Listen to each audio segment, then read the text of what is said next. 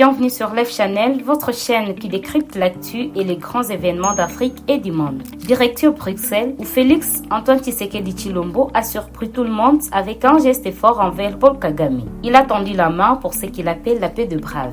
Depuis plusieurs années, la tension est extrême entre la République démocratique du Congo et le Rwanda à cause du soutien présumé de Kigali au mouvement rebelle M23 qui ensanglante l'Est du Congo. Le président congolais a pris tout le monde des cours avec un discours inhabituel. À aucun moment, je n'ai affiché une attitude belliqueuse, quelle qu'elle soit, à l'égard du Rwanda ou de l'Ouganda ou d'un autre de nos 9 voisins. Aujourd'hui, nous vivons cette situation et nous sommes les deux seuls capables d'arrêter cette escalade. Je le dis en prenant à témoin le président João Lourenço, notre président actuellement de l'Union africaine, dont je rends d'ailleurs un hommage particulier pour son implication dans cette crise et qui, comme vous le savez, était à quelques encablures de la régler définitivement. Mais malheureusement, sans aucune raison, en tout cas je n'en ai jamais entendu jusqu'à ce jour, vous avez boycotté cette cérémonie alors que nous étions à 98% déjà de recouvrer une paix durable. Mais il n'est pas trop tard pour bien faire. Et c'est pour ça que je prends à témoin ce forum et à travers lui le monde entier pour vous tendre la main, Monsieur le Président, à ce que nous fassions la paix des braves. Et cela demande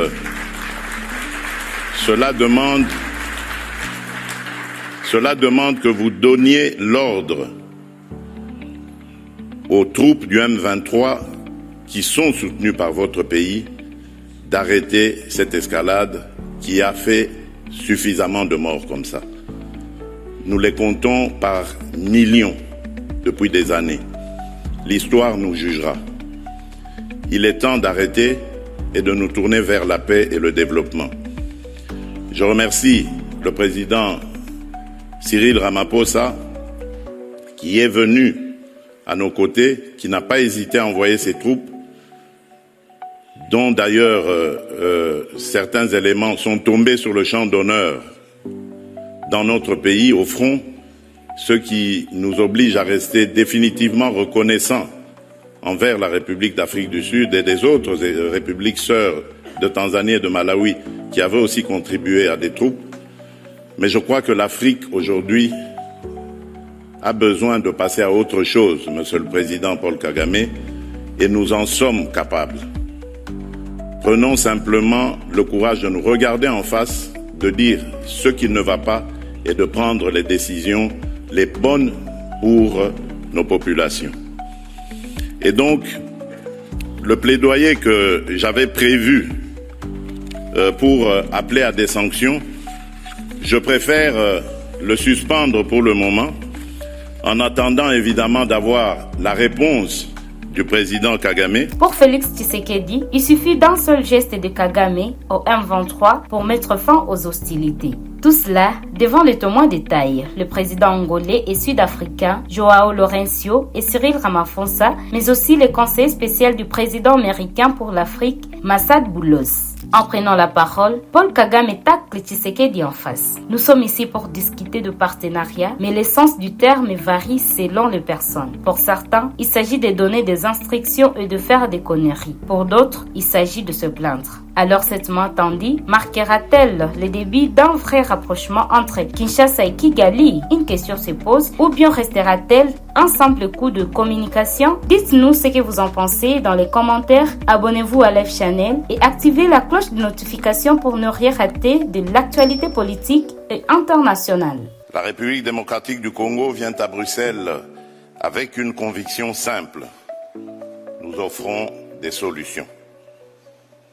Pays continent au cœur de l'Afrique, riche de ressources stratégiques et d'une jeunesse audacieuse, mon pays est engagé dans une transformation profonde, énergétique, numérique, démographique et écologique, et il souhaite l'ancrer dans un pacte de maturité avec tous ses partenaires, notamment l'Europe, un partenariat d'égal à égal, aligné sur les priorités de nos peuples et ouvert au co-investissement privé. Dans cette dynamique, permettez-moi de vous présenter quelques initiatives phares portées par la République démocratique du Congo et en lien direct avec les piliers du Global Gateway. Il y a en premier lieu le corridor de Lobito.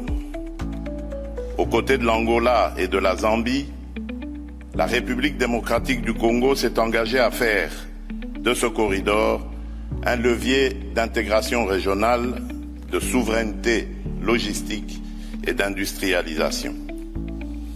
Un investissement initial de plus de 1,6 milliard de dollars américains permettra d'ici 2030 de tripler la capacité d'exportation annuelle de minerais critiques de 3 à 10 millions de tonnes. La modernisation et l'extension de la dorsale ferroviaire, longue de 1300 km, reliant les zones minières de la Copper Belt à l'océan Atlantique, ne vise pas seulement à transporter des minerais, elles doivent ancrer des chaînes de valeur locales avec des zones économiques spéciales, des hubs logistiques, des plateformes de transformation, des centres de formation en cohérence avec la zone de libre-échange continentale africaine, la ZLECAf.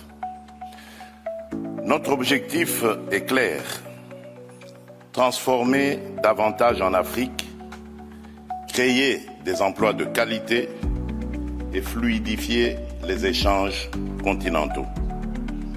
Dans le prolongement de cette ambition, le mémorandum d'entente Union européenne-République démocratique du Congo consacre un partenariat structurant fondé sur la traçabilité, la lutte contre l'exploitation illégale et la transparence des flux. Il prévoit le renforcement des capacités congolaises, de la recherche géologique à la transformation locale et l'essor de clusters industriels dans le plein respect des normes sociales et environnementales. L'ambition est là aussi explicite, transformer, assembler, créer de la valeur sur place et former une main-d'œuvre qualifiée.